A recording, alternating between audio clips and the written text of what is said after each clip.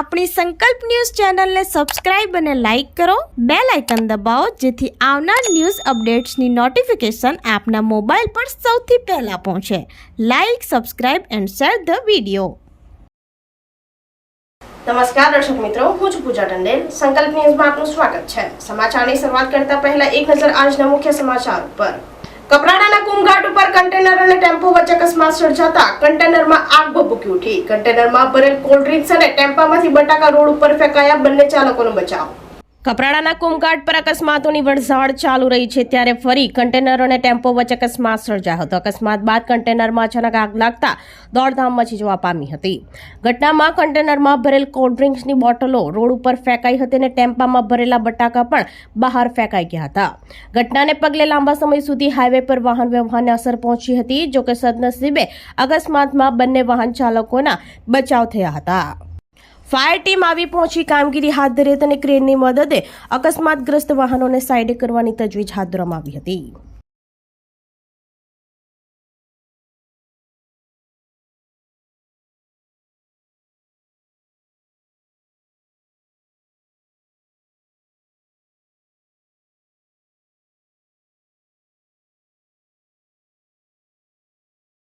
Pardi Vallabhashram highway પર ટ્રકમાં ₹2.57 લાખનો દારૂ લઈ જતા બે ઝડપાયા. દારૂ ભરાવનાર અને મંગાવનાર સહિત બે વોન્ટેડ કુલ ₹9.72 લાખનો મુદ્દામાલ કબજે કરાયો.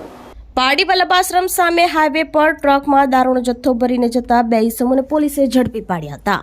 Pardi national highway number 48 Vallabhashram સામે એલસીબીને મળેલ બાતમીના આધારે વોચ ગોઠવી હતી. તે દરમિયાન ટ્રક નંબર GJ31T3378 આવતા પોલીસે રોક્યો હતો. જેમાં તપાસ કરતા દારૂની બોટલ નંગ 1320 જેની કિંમત ₹2.57 લાખનો દારૂનો જથ્થો મળી આવ્યો હતો. પોલીસે અમીન ખાન, ઇબ્રાહીમ ખાન અને યુસુફ ખાન, અશરફ ખાન બંને રહેવાસી રાજસ્થાનને ઝડપી પાડ્યા હતા અને આ દારૂનો જથ્થા અંગે પૂછપરછ કરતા દારૂ મંગાવનાર સુનિલ રહેવાસી મહેસાણા ઊંઝા અને ભરાવનાર જેના પૂરા નામ ઠામની ખબર નથી સહિત બંનેને વોન્ટેડ બતાવ્યા હતા અને દારૂનો જથ્થો, ટ્રક, મોબાઈલ સહિત કુલ ₹9.72 લાખનો મુદ્દામાલ કબજે કરી પારડી પોલીસ મથકે પ્રોહિબિશન એક્ટ હેઠળ ગુનો નોંધી વધુ તપાસ હાથ ધરી હતી.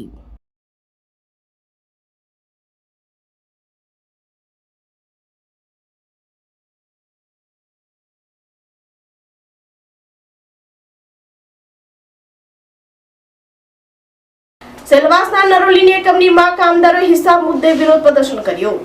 Dadra Nagar Haveli સેલવાસના નરોલીમાં શ્રીનિકા polyester private limited કંપનીમાં કામદારો હિસાબ મુદ્દે વિરોધ પ્રદર્શન કર્યું હતું. કામદારોના જણાવ્યા મુજબ કંપની અહીંથી તેના મશીનો દૂર કરી રહી છે અને એક નવું મેનેજમેન્ટ કંપનીનો કબજો લઈ રહ્યું છે, જેના કારણે કામદારો કહી રહ્યા છે કે તેમને તેમના હક નથી મળી રહ્યા. ત્યારે કંપનીના કામદારોએ વિરોધ કરી પોતાના હકની માંગણી કરી હતી.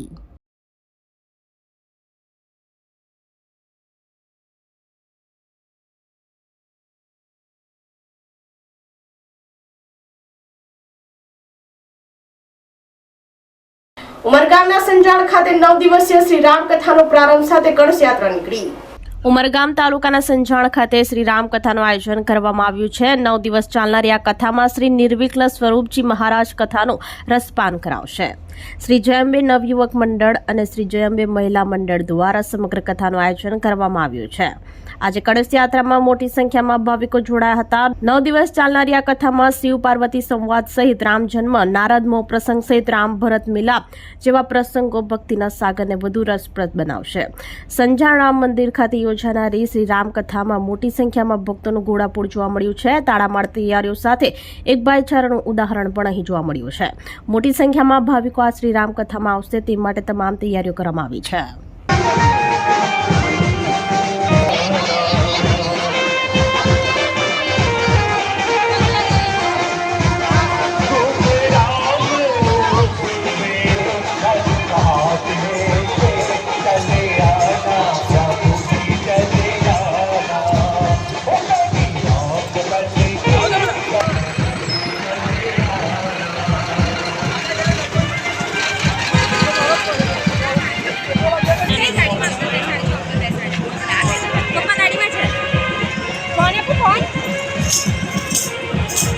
તો આ તાજા સમાચારો, નવા સમાચારો સાથે કાલે ફરી મળીશું. નમસ્કાર.